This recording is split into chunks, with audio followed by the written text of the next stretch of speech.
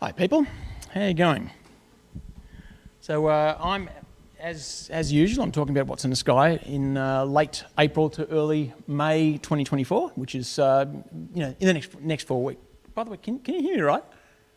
Good. Hold it closer. So anyway, so let's get into it. As long as my little bleeper works, yes, it does. So tonight, I'm going to take my glasses off. So tonight, first of all, we're on the lands of the Bunurong and the Wurundjeri Woiwurrung peoples of a Kulin Nation. Now I'm going to start as usual by talking about the general conditions at this time of year. Then I'll talk about some depressing news. Then I'll talk about what's in the sky, and that includes where's the moon, the planets, getting orientated, which is the constellations and the bright stars, and also the planets. Before I go through my suggested targets for you tonight, we've also got a little surprise with it's not really a surprise, but the Eta Aquarids are around later on this month. And then I'll talk about the 5 a.m. early risers. So now I've decided not to talk about what's happening next month because it's really just a repeat of what's happening tonight, except for the planets, and the whole thing's just rotated a bit around. So if anybody has any terrible objections to that, then let me know, because I thought it was getting a little bit repetitive. And I'll finish up by talking about things to look out for this month. So the general conditions at this time of year. Welcome back to Australian Eastern Standard Time. That's Great Melbourne Telescope plus 10.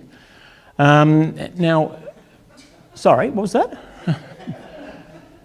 So now, if you've got a go-to telescope, you will need to remember to tell it that it's not daylight savings time anymore, because otherwise it's going to miss your target by around about 15 degrees. So that would probably be a bad thing. So if you're a Celestron owner or a Cinta owner, then yes, you'll need to tell it that. The other thing about standard time is that the place where the sun crosses the meridian at local 12 o'clock now moves back to Malakuta in East Gippsland. Previously, it was in Coober Pedy in South Australia. Now, don't overthink that, because Coober Pedy has its own time zone. So if you go back, I tried to do this, and because I thought, I think that's the way it worked, and I started looking up all these tables for where the meridian happens, and it just didn't work. And I suddenly realised that Coober Pedy's out by half an hour anyway. So yeah, that's a bit of a disaster. Now sunset around about this time of year is about 6 p.m. It's dark about 7. Now next month, that's going to get wound back to about 25 past 5. That's Australian Eastern Standard Time, of course. At the other end, sunrise is at about 6:45 a.m. and that's dark until for about an hour before. The next month, that's getting it's rising earlier. Later at 7:10. So you're getting a chunk more observing nights hours at the moment. Now these are based on nautical twilight, by the way, which is there's a number of different twilights you can choose. Basically, if you go outside and you see a star, you can go for it. More general conditions at this time. We are gaining hours of darkness, but it's slower now that we're past the equinox. So it'll calm down. A long time ago, I used to live in Norway, and at about this time of year, you'd get 20 minutes per night extra, which is unbelievable. Last month, it was about 2.5 minutes here. Time to think about colder weather clothing. When I go up to LMDSS, which I understand our esteemed president has been up to LMDSS a couple of times, he's living there rent-free. It gets cold up there, particularly in winter. So you do this. This is me in my kitchen. It was not warm. It was not cold in that in the kitchen, but I was very, very warm in that thing. It's a good little thing to have, that. So anyway, if you're a young astronomer or you're responsible for young astronomers, check out the planets. They're rising in the morning. There's a nice cluster of them in the morning. So if you can get your kid out of bed, my kid was never particularly good at getting up at 5 o'clock in the morning, but other kids are apparently. So go and check out the planets. They look good. They're rising in the east in the mornings, so you can engage them. Now, this is the bad news. This is data from the Bureau of Meteorology, and it's about fully clear days per month. Now, that's January down there, nice and summer, and we're around about here. It's not looking good. Now, this is the red one here is Eildon. My thingy's died. Oh well. And it doesn't matter. So the red one is Eildon, and so it really plummets. We don't think that LMDS is quite as bad as Eildon, but it's not very far away. Now, it's not all bad news. Fully clear days does not include partly clear nights. So you'll probably get more than 2 decent nights at LMDSS in a month, but it's not as good as it was before. But don't let that stop you from going up there. Now, is my thingy going to work? Yes. The trick is watch your forecast. So if you've got cloudy nights or or something like that, you can have a good idea of what it's going to be doing. So right, for the phlebologists, a phlebologist is somebody who likes cheese. Oh, by the way, LMDSS remote 2-metre scope dome photograph, which I took myself the other day. The new moon is a supermoon, and it was yesterday, along with the solar eclipse. Obviously, new moon and solar eclipse do go to. There's some coincidence there. It's in the north, which means that it's going to be low in the sky, which is good for the astronomers, or at least the astrophotographers, such as myself. First quarter is on Tuesday of next week. That's the 16th. It's going to be rising in the late mornings and setting late evenings, which is the best time for an observation night. If you're organising a public observation night, this is the time to do it, because you get some moon and then it drops and then you can see some darker stuff. So first quarter is the best time for a public observation night. Lunar X, unfortunately, is not visible this month. It happens about 45 minutes before moon rise on the 16th, so you're not going to see that. Full moon is on Wednesday the 24th, if anybody's interested. It's going to be in the south again, which means that it's going to be very, very high in the sky, and you're going to be able to read your newspaper fairly easily. Last quarter is on the 1st of May, which means it's back to being a morning object, and next new moon is on the 8th of May for next month's monthly meeting. So next month's monthly meeting, we'll be watching the moon through the telescopes, I suspect, if we've got them out. So planets over the next month. This is from the ASV yearbook, which is a very, very useful document. Okay, Mercury. Mercury's just had it's got its conjunction with the Sun on the 12th, and then it's going to become a morning object. And the maximum elongation, the next maximum elongation is on the 10th of May. That's the best time to see Mercury. It is up in the morning, so you'll probably have to get up at 4 o'clock or something like that. But maximum elongation is the best time to see Mercury because it's the furthest away from the Sun in angle. Venus is a morning-only thing. It's close to the Sun. It's actually getting closer to the Sun at the moment. It's getting progressively harder to see. If you get up in the morning, you can still see it. Well, my backyard, sort of, I'm looking eastwards towards a hill, so I don't really get to see much close to the horizon anyway.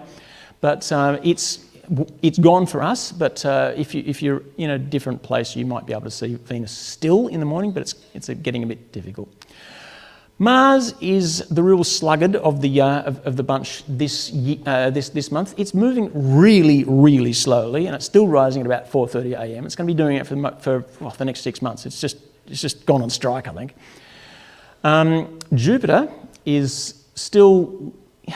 I saw it this evening. It's still there, low under the clouds, but it's going to be back in the morning again in July, so that you probably won't see much more of Jupiter. Saturn is a nice morning object now. It's rising earlier. It's fairly close to Mars. In fact, I think it's tomorrow morning. There's the conjunction. I'll get to that.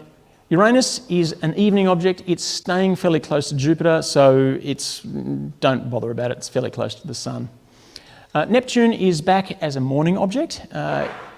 Neptune is, of course, the sort of thing you're going to need a fairly large telescope to see. One with lots of aperture as well as a fair amount of magnification. So you're going to need a Schmidt-Cassegrain or something like that. Pluto, which is a planet, it rises before midnight. Yes, I'm old.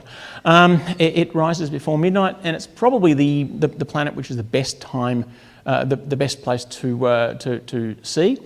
It's one of those consecutive night photographs where you take one photograph and then you take another photograph and you look for the dot that moves. So that's basically the only thing you can see of Pluto. Okay, so the sky at 10 p.m. facing south. This is the getting orientated section. I don't know if you can we turn off the lights, Lee? Because it's looking a bit dodgy there.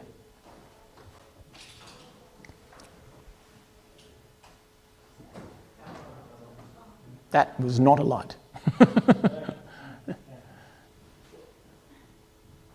There you go. Excellent. Right. Okay, so my little laser's not working at the moment. So I'm not going to be able to. I'll have to point with my finger. It's probably okay. We'll see. Anyway. With getting orientated, I always look for 3 constellations. There's the Cross, and Orion, and there's Scorpius. Now, the Cross is. I'll just get rid of that. Oh, hang on. The Southern Cross is at 11 o'clock. Get rid of that thing, please. Yep. Okay. So you can see the Cross is sitting on the clock. The centre of the clock is the South Celestial Pole. So it's around about 11 o'clock. So it hasn't quite crossed the meridian yet at 10 p.m. Orion and Scorpius. This is one of the times of the year when you can see Orion and Scorpius both in the same sky, which is kind of nice. I like that. So we've got all of our signposts out at once. Now Leo is something which I've never really been interested. Oh, wow. Okay, that's great. Now I'm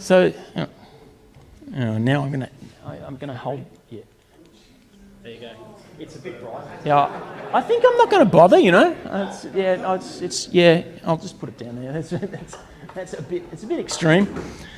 So Leo's there. It's right on the meridian. I've never been a gigantic fan of finding it. I can't really see it in the sky. But you know, I just lack of imagination or something but I'll probably get back to that shortly. Now, last month we talked about Castrum Pollux and Procyon and Sirius and Canopus and Achernar. They make a nice little line. Last month they were all down the western side of the meridian. That's, as you can see, moved over in the month, but they're still all there. Speaker was also there last month. That was sort of east from the zenith, so it's moved up a little bit. And we've also got Antares and we've got Arcturus, and they're our guide stars. So we've got those 5 there, and Speaker, Arcturus, and Antares, and that pretty much covers the sky. If you can remember all those, you're a better man than I, Gunga Din. So my targets, rattling right through this, my targets for this evening, this is me just trying to give you some suggestions as to what you might see. Now down the bottom there you can see how I have delineated them: naked eye binoculars, small telescope, large aperture telescope, high magnification, and a camera. So what I'm going to do is going to start off with M47 and Southern Albireo, which is HIP 35210, but it's also known as CMA 1275. Is that somebody tell me which one's Southern Albireo's? No? Okay. So anyway, they're there. They're nice little things to look at. You won't need much in the way of investment in telescopes to be able to see them. And they're easily found because they're still near Sirius, which is, it's getting a little bit on the western side at this time of year, but it's still there.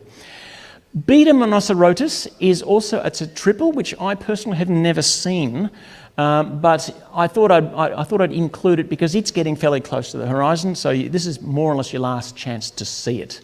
It'll be a few months before it's back on again. Now, we have two beehives, M44 and M48. They're both around Procyon, not very far away from it.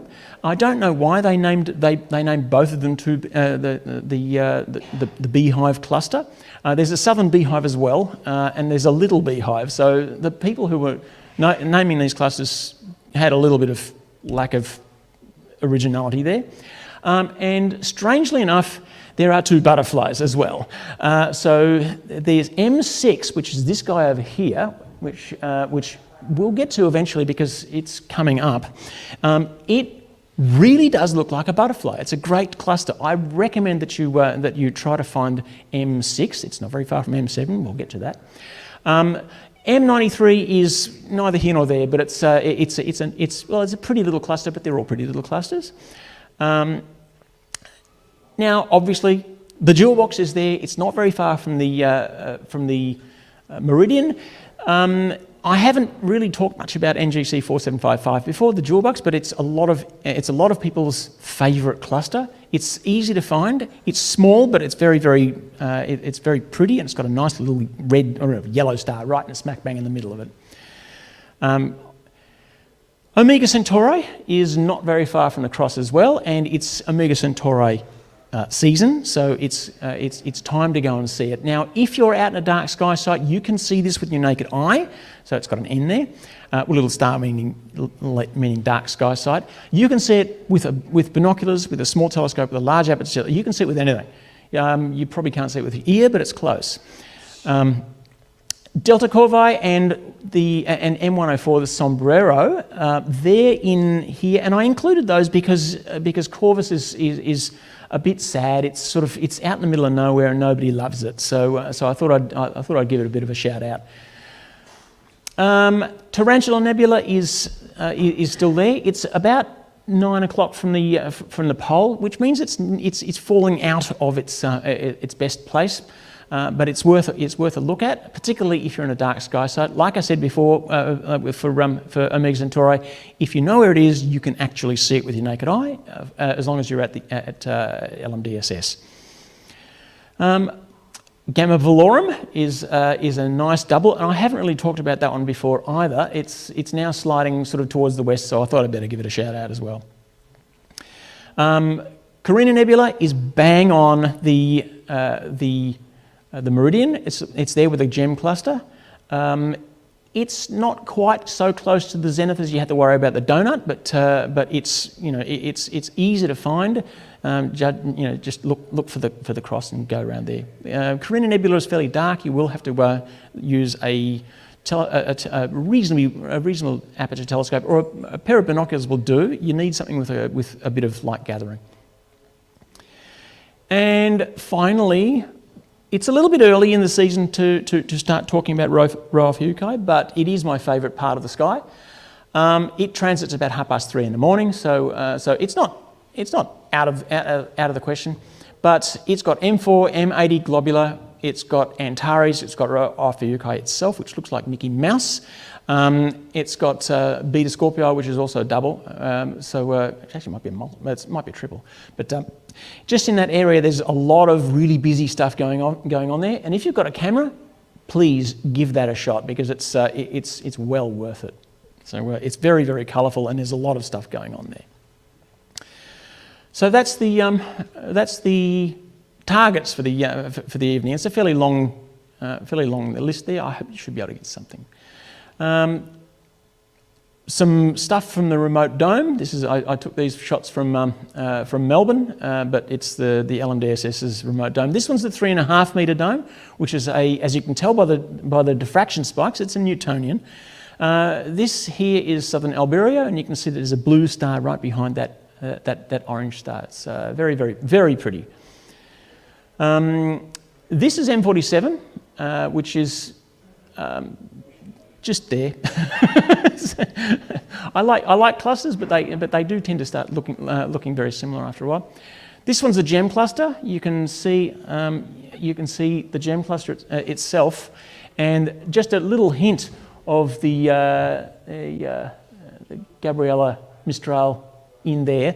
I deliberately turned that one down to try to make it look like you would see through a telescope rather than through a camera.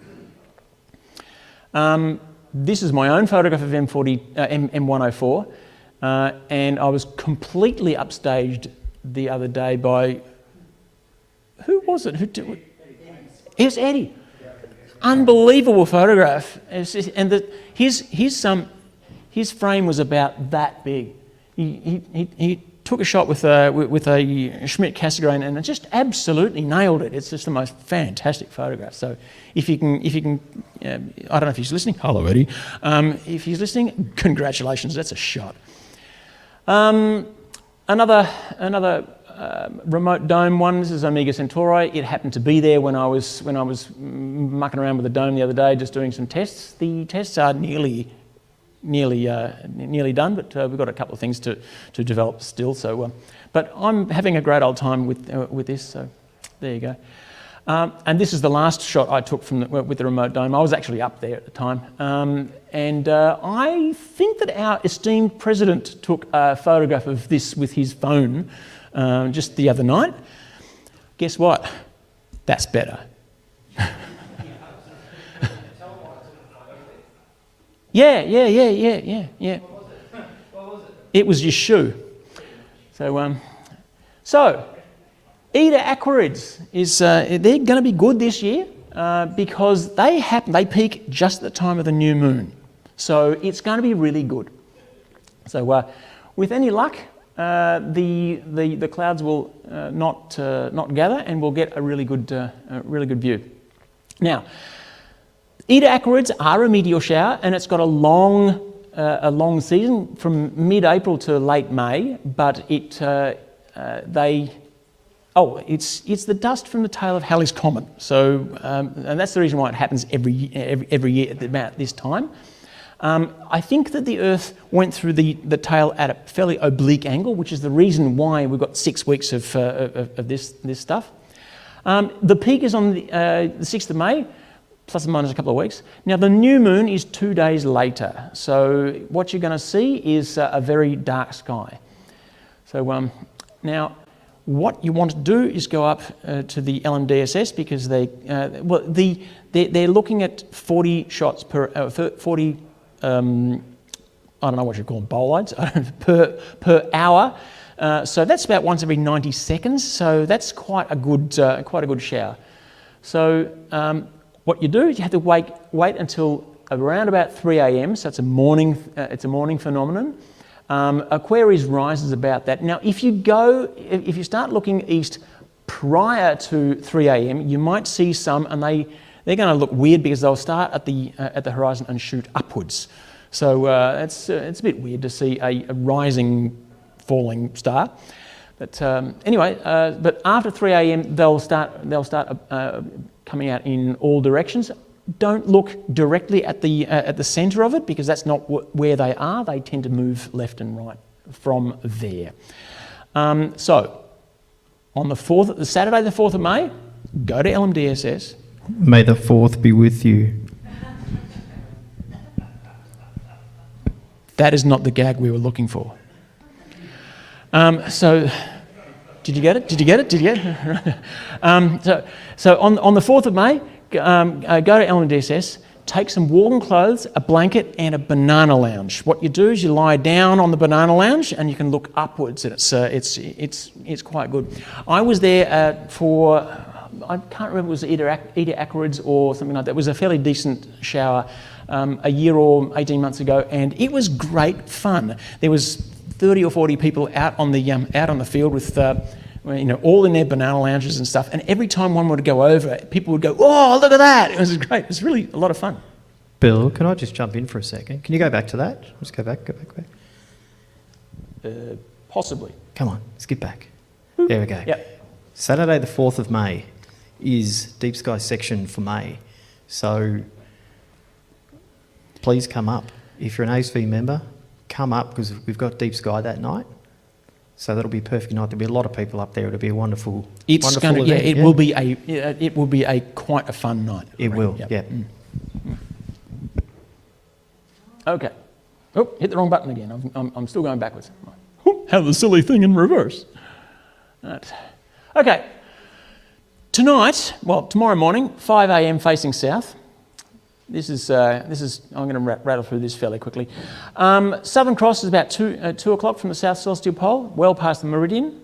Scorpius is also just past the meridian. Obviously, Orion has set for the evening. Now, the Milky Way stretches from north-northeast to south-southwest, and it goes right through the zenith. Now, that is not the optimal place for the people who take wide-field shots of the Milky Way. They want a nice bow, and to do that, they want it slightly off the zenith. So if you're out there with your short focal length lens, I'd be going midnight or 1 o'clock or something like that, rather than 5 o'clock. But your miles may vary. Tomorrow morning, Mars and Saturn are right on each other's doorsteps.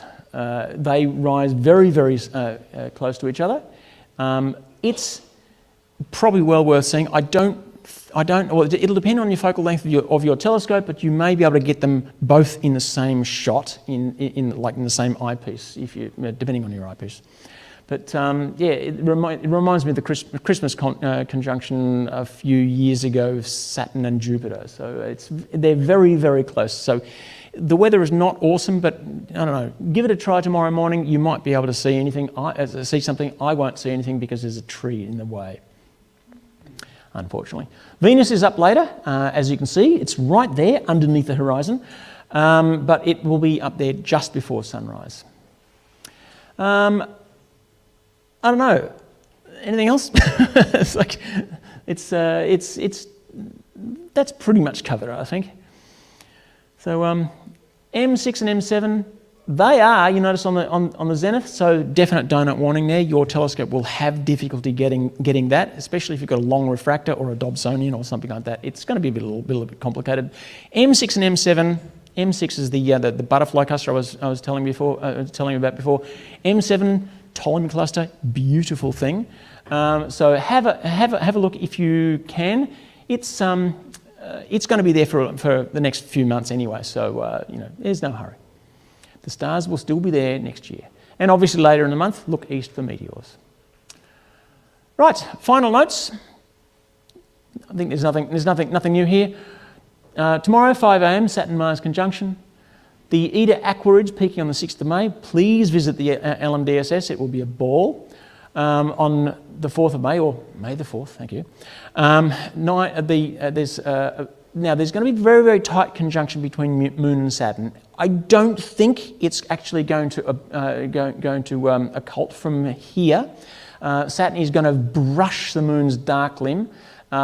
It's going to be at about 9 o'clock in the morning, so it's going to be a daylight thing. It's going to be hard, but if you've got the right equipment, you will be able to see this. Also on the 4th of May, Pluto goes into retrograde. Now, I'm only mentioning this because I want people to learn about the historical significance of what retrograde means and what it did for science. Basically, the ancient astronomers saw the planets going along, and then they'd stop and turn around and go backwards, and then keep going in their westwards journey. They had no idea what was going on, and the number of theories and disprovings and re-theories, it caused the birth of science as we know it. So retrograde is something which is terribly, terribly significant. So it's interesting that Pluto is going into retrograde anyway. And on the 10th of May, Mercury is rising at maximum elongation. So get out and have a look at that. Okay, there you go. Thanks, Bill. The astrologers are going to love that. The astrologers are going to be very happy that Mercury goes into retrograde. Oh, yeah, dozens of astrology sites. Oh, you do? Yeah. Wow, well done. You try Googling Yeah, no. Mercury retrograde. Oh my God. Yeah. Yeah. They put their crystals out for the moon as well, you know. Oh yeah, yeah.